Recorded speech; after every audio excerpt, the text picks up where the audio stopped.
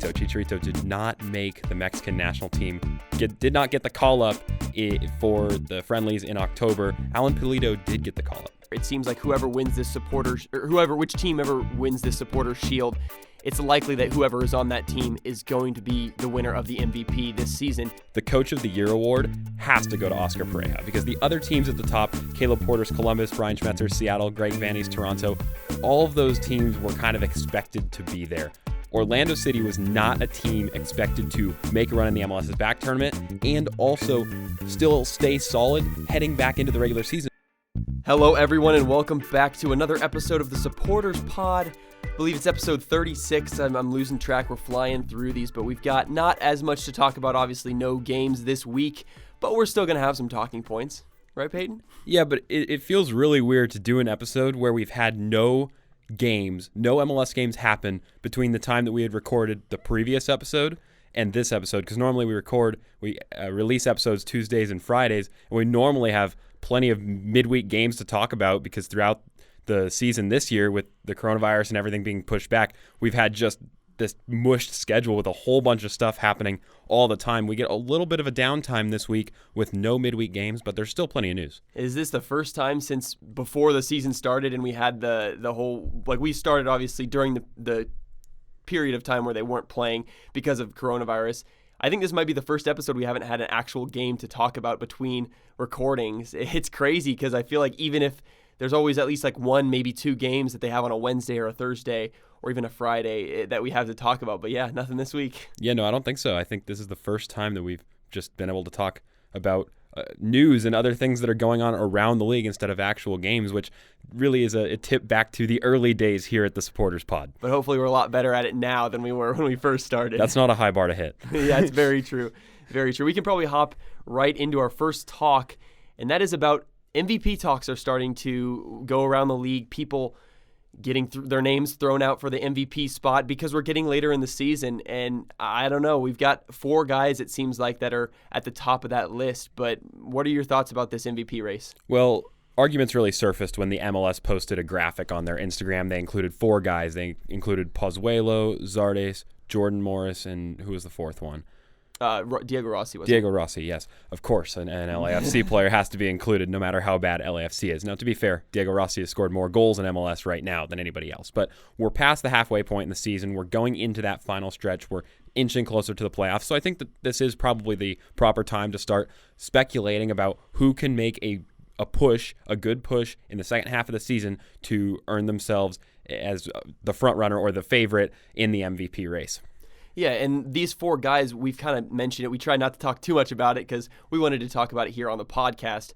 But none of these guys, I would say, are really making a complete statement as to why they should be the MVP frontrunners. I feel like most years, it seems like last year, obviously, was it Vela who won it last year? He kind of he absolutely dominated the league. It seemed like he was the easy choice. And then it was, I believe, Joseph Martinez the year before that. He was absolutely fantastic. So those two, it really was no argument, and everyone kind of knew that was going to be the case. But you look at it this year, and there's no real front runner. It's not like players haven't been as good, but there just hasn't been a standout player. Of those four, I think you could really make a strong argument for any one of them because no one else has been so much better than anyone else. I'd agree with that. I think the last few years we've had a runaway MVP race. By the time that we were in the fall, we were in September, October, most MLS fans knew exactly who the MVP was going to be. Joseph Martinez lit the league on fire. 2018, Atlanta won the MLS Cup. 2019, Vela lit the league on fire. LAFC cruised to a Supporters Shield victory. 2020 is different. It's really tight at the top. There's three teams in the East all within 2 points of each other for the Supporters Shield. Seattle in the West is not too far behind, and we see players from almost all of those teams represented in sort of the front runners of the MVP race right now. So let's look at this on an individual basis. So I think the first name that most people throw out, the slight favorite, I would tip him just watching the news cycle, watching the analysis of people around the league, Alejandro Pozuelo. Yeah, I figured you would say that. I wasn't sure who you were going to say when you were saying who's tipped as to be the favorite, but I'd have to agree. Pozuelo has just been very, very impressive for Toronto. He's scored great goals. He's been involved in plenty of goal-scoring opportunities. He's created plenty of chances. I think that he has been one of the front runners that started this Toronto, and I wouldn't say revamp, but this this good run of form that they've had going. They obviously beating Columbus. It's just been a good run of form for Toronto, and I think Pozuelo is very much to credit for that. Yeah, he has 5 goals this year, and he has a league-leading 8 assists, so more than anybody else in the competition. But Pozuelo, the problem that I see going down the stretch for Pozuelo is he's a streaky player. He has really good runs of form for 3 or 4 matches in a row, but then we can see him fall very, very dormant in times like the MLS's back tournament. He struggled for Toronto FC. It took other guys like Akinola to step up to the plate for Toronto FC. We've seen Toronto struggle for a few sets of matches. They struggled once or twice against Montreal. Now they're playing these American teams, so it's going to be a little bit harder for those Toronto attacking players to break down defenses, because I don't think that either the Whitecaps or Montreal are particularly the best in the league when it comes to playing defense. But Pozuelo is going to have to end on a high note at the end of the year. And not only that, I think in order for him to win the MVP, I think Toronto FC are probably going to have to win the Supporters' Shield. Yeah, we've mentioned that with each other. It seems like which team ever wins this Supporters' Shield, it's likely that whoever is on that team is going to be the winner of the MVP this season, just because when you lead your team to a Supporters' Shield, you're more likely to. It's like when in the Super Bowl, if whoever wins the Super Bowl MVP is usually from the winning team. I think it's always been like that, and it makes sense because usually the best team, they count that best player. But like you said, Pozuelo needs to up the consistency to be that standout player, and I think that's why he's not. I can guarantee you that's why he's not the clear-cut favorite, because he is not as consistent as, let's say, Vela was last season or Joseph Martinez was the season before that. They did it every game, it seemed like, and that's why they were the clear-cut favorite. And you mentioned the inconsistency. I think that's why Diego Rossi also is not a front runner in this talk. On his day, Diego Rossi can be one of the best players in the league, if not the best player in the league, easily. But he's not on his day. It seems like he's only on his day once every couple games. We've mentioned it with LAFC and their attackers only being on their day every once in a while, and Diego Rossi is just the same. Diego Rossi's in the lead for the Golden Boot right now in the MLS. He's got 11 goals on the year, but he scored 4 of those in one game. I think he picked up a hat trick in another game, and then probably a brace or 2 in the other 2. If you actually look at the breakdown of Diego Rossi's goals, he goes on massive dry spells, and I don't think that's fully his fault. Losing Vela hurts, because not only does Vela finish, but Vela's also a great playmaker in the middle of the field. The LAFC midfield, as far as Atuesta, Kay, they're not the same that they were last year as far as moving the ball from back to front. Last year, LAFC would just move it like that, snap your fingers, they got the ball all the way back from where it was with Walker Zimmerman, and he was the rock of that defense, all the way up to those guys up top who can score goals like Vela, like Rossi. So Rossi hasn't had as much help this year, but he's still been able to torch bad defenses. But the problem that Rossi's going to have is in the bigger games for LAFC since they've returned from the MLS's back tournament, and probably in the MLS's back tournament too when they lost to Orlando, Rossi's not the guy winning games for LAFC. Last few years, Vela was the guy winning games for LAFC last year. Joseph Martinez was the guy winning games for Atlanta United in 2018. It's going to be really hard to put whoever wins the MVP at the end of the year this year on the same level as the last 2 MVPs. Yeah, like they say, the greatest players in the world do it in the important games. They do it against the best teams in the league. And yeah, Rossi doesn't always show up right then. And I think that's another reason he is not stepping out as the clear favorite. Another issue is his team isn't as high in the table. They're all the way in 7th in the West right now. But like you mentioned with Vela being out, I think another reason that's so hard on Rossi is because when a guy as dangerous as Vela is out, he's not on your wing, it makes it so much easier to specifically take out Rossi, take him out of the game, and man mark him or whatever. I don't know what defenses choose to do against him necessarily, but they can try and eliminate him from the game as much as possible because they don't have as much of a threat on the other side of the pitch. And when that is the case, it makes it a whole lot harder to be that flashy player that is able to do it week in, week out, because you've got defenses focusing specifically on you. It's almost like the NFL. Good offenses in the NFL have 2 or 3 great wide receivers that they can go to. And secondaries, defenses in the NFL, they'll put their best cornerback matchup on the number 1 receiver. That opens up options in the passing game in football to those second and third receivers. It's the same thing in soccer. When Vela's on the pitch, they're going to have to dedicate a fullback to watching Vela the whole time, and those other 3 defenders might be in zonal marking or playing closer to the middle of the pitch to make sure that even if that fullback gets beat, the other guys can't make a play. Vela's out. Rossi's the only guy up there. He's the main focal point for the defense. Defenses go into the game highlighting Rossi as the guy that they need to stop, not Vela. And since Vela's left, Rossi's goals have gone down. Yeah, is this an NFL podcast or is it an MLS podcast? We keep coming in with these football references, but yeah, I think Rossi has definitely been a great player this year on his day, fantastic player. But we can move on to the next guy. I would say Jordan Morris, another great player on his day. He can really just torch defenses and just completely spark attacks out of nothing. Yet here's a similar conversation, not always as consistent as he could be, I guess you could say. And if he was, again, probably would be a front runner. Here's the problem for Jordan Morris is if the MVP was a group award, then Rui Diaz, Ladero, and Morris as a trio would easily win the award because those guys together, it seems to be always one of them that has a great game almost every time, and that's why Seattle's been able to win so many games. The problem is between those three guys, Rui Diaz, Ladero, Morris, there's no weak link. They all get it done equally, and the problem when you get it done equally, from a coaching perspective, that's exactly what you want because you want everybody to produce. But as far as a personal winning awards, like winning personal awards like MVP, like Golden Boot, that's not the way you want to set up your team. You want to set up your team to win individual awards. You set it up like LAFC did last year, where Vela's the main focal point of the attack. He's the one that's going to get the ball on top of the box, making those runs every time. Seattle, it's those guys are kind of interchangeable as who's going to make the run, and that's what makes Seattle as a group so deadly, but not as much contenders for MVP, and that's what they've done since they've come into the league in 2009. Yeah, but let's be honest, Brian Schmetzer could not care less about those individual awards. He's there to win Supporters Shields. He's there to win MLS Cups. He's there to win any trophy that he can for this club.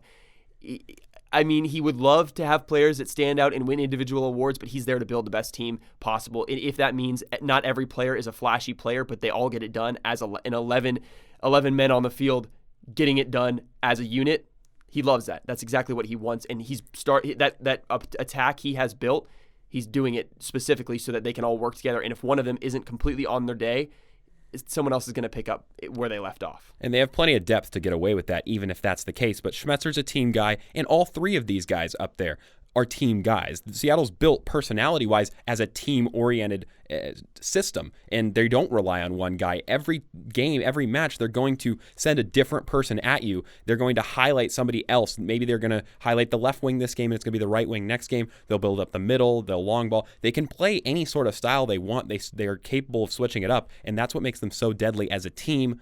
Talking about MVP, that's why it's really hard to pick Jordan Morris out of that crop, because while Jordan Morris has been great, he's not been that much better than the other guys around him, and that's saying nothing against Jordan Morris. It's just there's only so many goals to go around, and when there's only so many goals to go around and everybody's contributing, it's really hard to pull away from your teammates. And that's why if Seattle, let's say they were to win the Supporters Shield, it'd be hard to pick specifically Jordan Morris out of those front three guys to win this award, because it could be any of them. And throughout the rest of the season, if someone else stands out, they could easily be the front runner on the Seattle team to win this individual award, the MVP.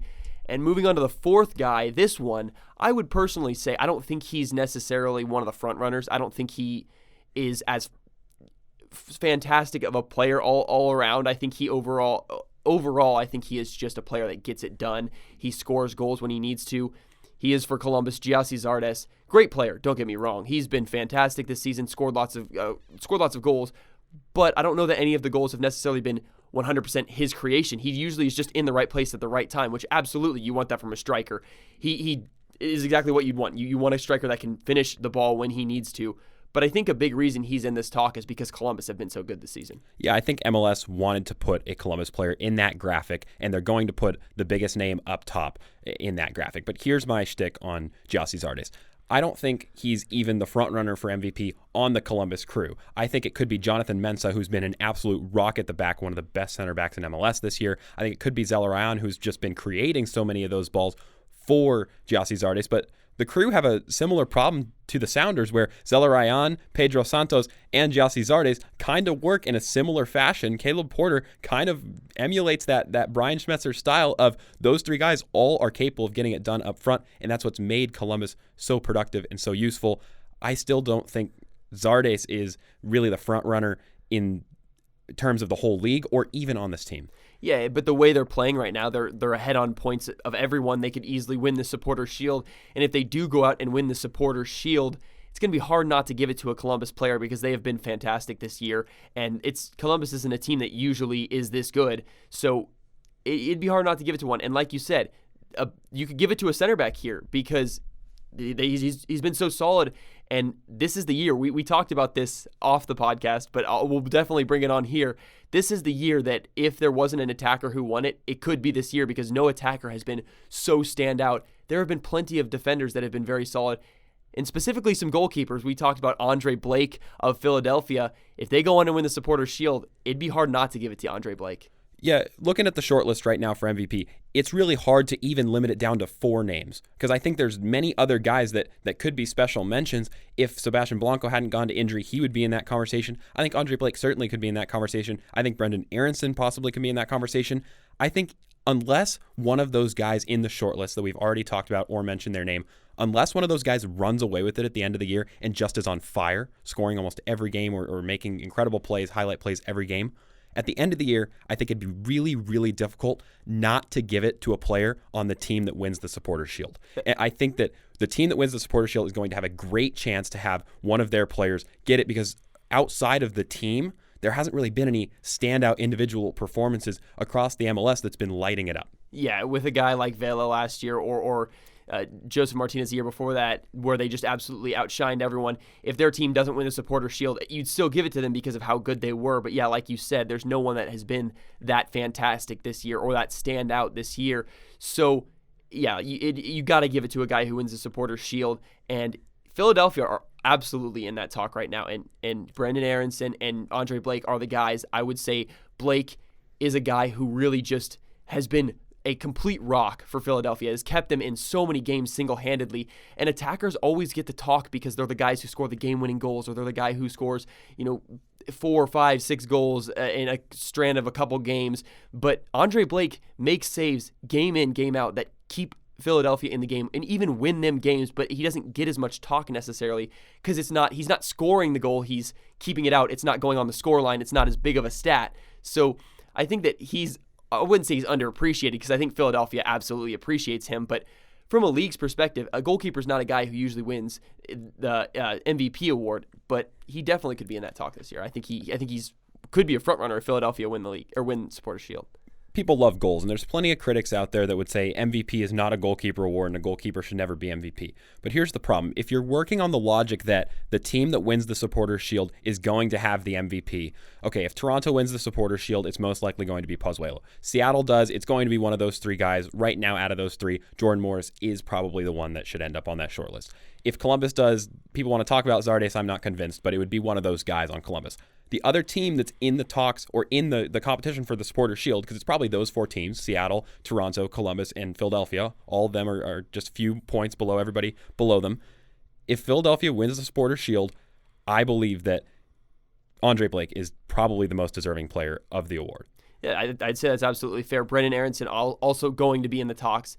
If he leaves for Europe, obviously I don't think it's going to happen this year, so he'll still finish out the season and be in that MVP talk. But for as good of a player as he is, I think he steals the show at times, but Andre Blake really is the guy that steals the show. He makes saves that you just are so lucky to have. If you're Philadelphia, you're so lucky to have him on your team because most goalkeepers would probably be conceding goals there. And it's just so hard not to say that he deserves an award like that when he is keeping Philadelphia in the game and winning them games. Attackers win guys games. He wins Philadelphia games. I cannot stress that enough. So he totally deserves an award like this. Okay, so I want to go and mention more names because I think we did cover Andre Blake. What do you think about Nani? Because if Orlando makes a run, if they're still capable of winning the Supporters' Shield, they're a little bit below those 4 teams that we mentioned that are at the top, kind of the favorites for the Supporters' Shield. But Orlando's very capable of making a run, looking at their schedule going forward. They get to continue to play a Southeast-heavy schedule with a bad Atlanta team and a bad Miami team and a Nashville team that still is an expansion side. If Orlando makes that run, if Nani continues, is he also in that conversation? Absolutely. Orlando not far off, only 4 points off the first place spot in the entire MLS. So I wouldn't count him out at all. I think that Nani, if Orlando win the Supporters' Shield, Nani is without a doubt the guy that takes it because he has been phenomenal. That MLS is Back tournament run he had overall, the run of form he had there was phenomenal. He's been great since we've come back. He hasn't been as consistent necessarily week in, week out. But overall, he's still been the same Nani we've seen this season. That's just fantastic, scoring great goals, creating plenty of chances. It's not just about goal scoring for him. He also creates great chances. Even if he's not getting the assist, he's setting up the play to ultimately create a chance to score. So I think Nani absolutely has to be the guy if Orlando make the run to win the Supporters' Shield, which at this point, they're not that far off. So they definitely could do it, especially with the schedule that they've gotten. If they can, pick up some points here and there, really get on a run, anything can happen. So we're speculating on individual awards, and this is a little bit of a tangent, but I do want to say, regardless of whether or not Orlando City make a run late on at the Supporters' Shield, the Coach of the Year award has to go to Oscar Pareja, because the other teams at the top, Caleb Porter's Columbus, Brian Schmetzer's Seattle, Greg Vanney's Toronto, all of those teams were kind of expected to be there. Orlando City was not a team expected to make a run in the MLS's Back tournament and also still stay solid heading back into the regular season. Many people looked at the tournament and say, they're playing in their home market, it might be a fluke, but it's not a fluke. I mean, this Orlando team is good. Yeah, I think that's absolutely fair. But for me, if Caleb Porter's team wins the Supporters' Shield, you have to give it to him, in my opinion. I think that Columbus is a great team, and they were expected to be a good team, but I don't think they were expected to finish quite this high this season. Obviously, everyone knew they had the quality, but they've really shown the quality. Only lost one game so far this season, excluding the MLS's Back knockout stage. Doesn't count towards the regular season of the MLS. So he's just been fantastic in Columbus, and they've really built something there that could continue for years to come. Obviously, they're a very efficient team. They create plenty of goals, and they grind out games when they need to. I think that if they win the Supporters' Shield, or even if they come close to winning the Supporters' Shield and finish first or second, or even maybe third in the Eastern Conference, he's got to be the guy. I don't know. I don't think so. Columbus was a solid playoff team last year. They didn't lose too many pieces on the defensive end. They added Zelarayan. Zardes has had a slight resurgence. I don't know how much that you can attribute that to specifically Caleb Porter's style. And I don't want to take anything off Caleb Porter because we praised Columbus every week on this podcast, but for the expectations going in for Oscar Pareja, a relatively new coach at Orlando City, the expectations going in were to just try to somehow sneak into the playoffs in the East. Now, that was when there were 7 teams getting in, not 10, so Orlando were going to walk into the playoffs even if they struggled the remainder of the season. But his expectations at the beginning of the year were so much lower than being a Supporters' Shield contender right up there with the best of them in the East, and Orlando City is very capable of making a deep playoff run, and I don't think anybody had that in their heads at the beginning of the year over at Orlando City. I think Oscar Pareja has done so far above what he's expected compared to what Caleb Porter did, which is still above that threshold, above that mark. His job is more than secure over there, but I just don't know if it's as big of a jump. I would have expected at the start of the season for Columbus to make that jump if Zelarayan was all that he was cracked up to be coming from Mexico. I did not at all expect Orlando City to gel and work around Nani or Pereira quite like they have. Yeah, I mean, he's been fantastic. He's gone absolutely over what everyone expected of him. Them being in the talks of winning the Supporters' Shield is absolutely ridiculous. If you asked them that at the beginning of the season, they would have said, if you asked them if they would have taken that at the beginning of the season, they would have absolutely been ecstatic with that, because Orlando that we saw last season is completely different to the Orlando we're seeing this season. So, of course, that he's gone way over the mark. But I just think Caleb Porter has excelled his team to that absolute next level, and they've looked like the best team in this league for quite some time now. So I personally would have to give it to him, but I guess we'll have to see when that does come around. So I don't want to get too much into that because obviously we're not the ones making the decisions for those awards. I mean, yeah, we'll have to watch. There's no way you cannot give it to Oscar Pareja. There's no way he could do a better job with the team and the squad that he had at the beginning of the year.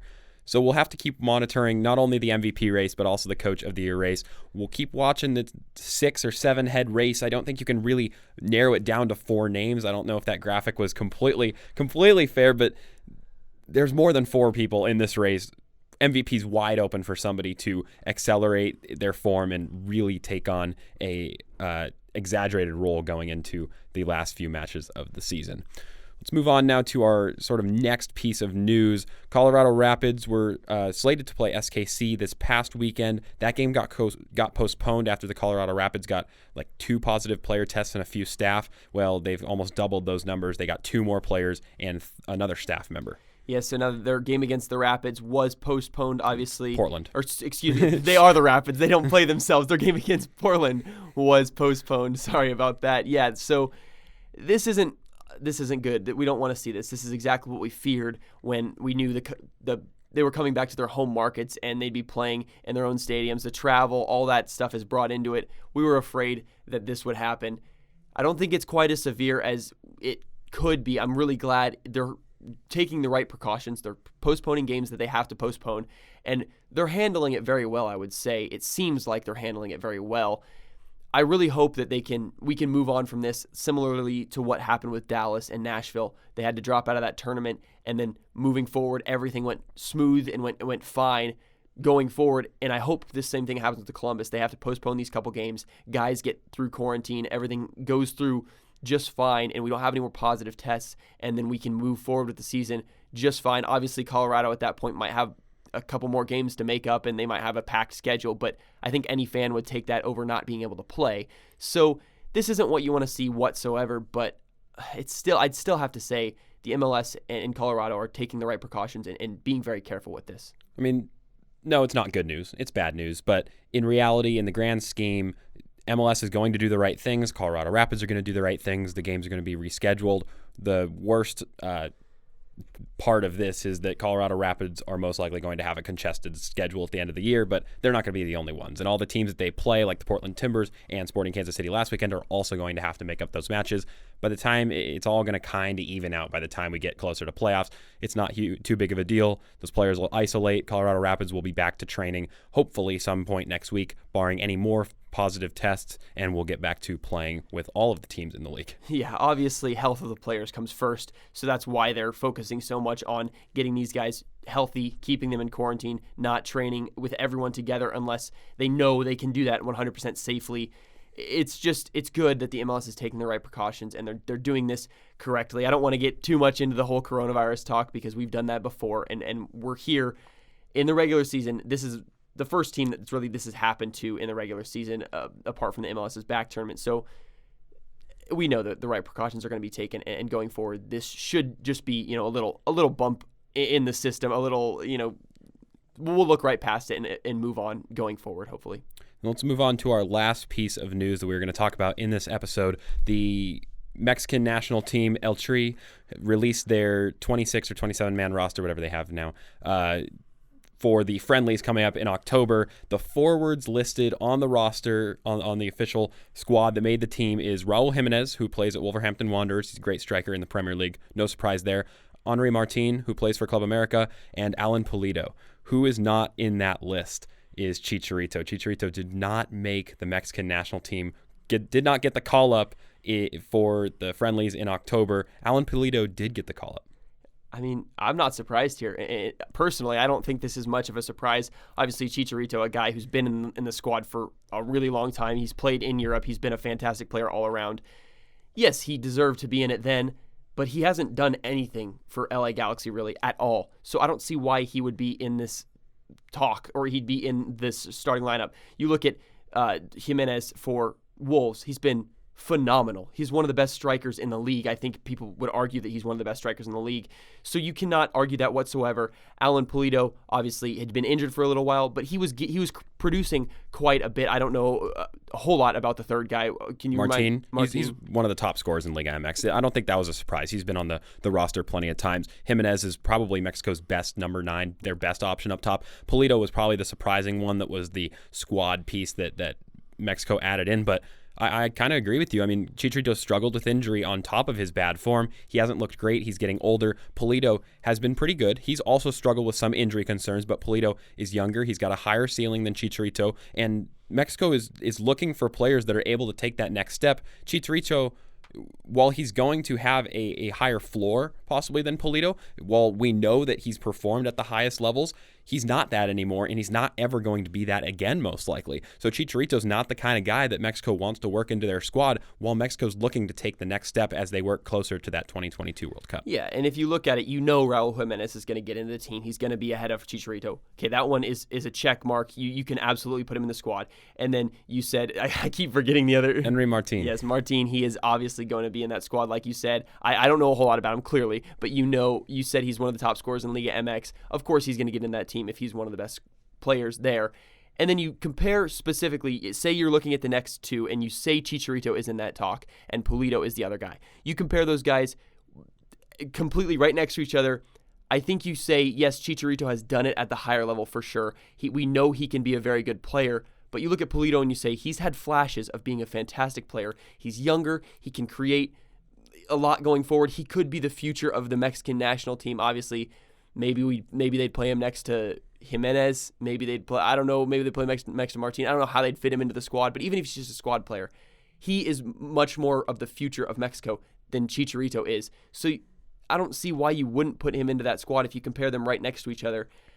Chicharito maybe thinks he deserves it because he's done it in the past, but it's just not the way it works sometimes. You don't get these, or you don't make it into these teams based off the way you've done it in the past. All they care about your form right now. Other notable MLS players who made the squad is Rodolfo Pizarro from Inter Miami. It's good to see him take that next step and get that recognition. A lot of people in Latin America knew of him. Now he's starting to finally settle down in the MLS. It's really tough, that Miami team coming into the league, never having played together before. Rodolfo Pizarro's still kind of getting his feet down in MLS, but I think that he was worthy of the call up here. And Jonathan Dos Santos, who's been really, really good for LA Galaxy recently. Yeah, those two guys I'd say absolutely deserve to be in. And one thing I will say, it's really good to see MLS players breaking into other national teams rather than just the men's national team, because we see it every year. There's always MLS players in the U.S. men's national team, but usually there's not many guys in other national teams, so it's really good to see some breaking into the Mexican national team. I don't know if there's many breaking into other top-level national teams, but we're starting to move more towards that. Obviously, we've got guys like Elise from smaller nations like Honduras. I think he's Honduran. But we've got guys from other nations that are breaking into their national teams. That's great to see for the MLS to grow, because when you have players playing at their international level, their eyes are drawn to him specifically because he's playing for the national team, and they want to find out more about him, where he's playing in his league. Then they find out he's playing in the MLS, and it brings more eyes to the league. Absolutely agree. I mean, MLS is going to have that footprint in the U.S. men's national team and the Canadian men's national team, but it's about breaking into those other markets. Mexico, they're always going to have a few Central American players because the best talent from Central America usually ends up in Liga MX or in MLS, but also breaking into those South American national teams. That's going to be the next big step. MLS isn't getting a ton of European talent. Most of that talent stays in Europe, but MLS seems to be getting more and more South American talent. Like P.T. Martinez, if you can get more of those big-name players who play in Argentina, play in Brazil, you can get more players in the MLS that are capable of being top-tier world-class players on the Brazilian national team, on the Argentinian national team, Peru, Chile, list goes on. Yeah, if you get them in those national teams, you're absolutely going to get into the whole world stage. The MLS will start to move its way up in the world rankings of leagues. Obviously, that's just personal opinion for everyone where they think the MLS ranks on that world ranking of leagues. But I mean, the MLS is only moving up, it seems like. So that's very positive overall. I think it's about all we really had this week. This episode? Is there anything else you really wanted to mention? I think we can wrap it up. I think we got through plenty of stuff. I liked going back to talking just about strictly analysis, because when there is games, obviously I usually prefer when games are going on because I get to watch the games and then we get to talk about the latest stories, but we're kind of on a broader, wider scope this episode, talking about season-long awards. So yeah, it's fun to talk about that kind of stuff, actually dive deep into the league, not just I would say surface level with the games, because the games, they're more than just surface level, but you only have the game to really talk about, whereas here we can dive deep into what we've seen throughout the whole season and what we see going forward. So it's very exciting to do that. But if you guys want to stay in touch with the Supporters Pod, please do at our Instagram. It's at the.supporters.pod, or on Twitter at supporterspod. And then we also have our YouTube channel we're starting to use quite a bit more. It is just Supporters Pod. We've got the videos on there so you guys can watch the podcast, not just in audio form, but also in video form. And if you're still listening to the podcast, odds are you probably like it since you've listened through the whole thing. So be sure to tell your friends about it. Help us grow our brand, grow our podcast. Yes, and leave the reviews on Apple Podcasts if you guys are there. Let us know you like the podcast. I think that's about all we have. So thank you guys for listening.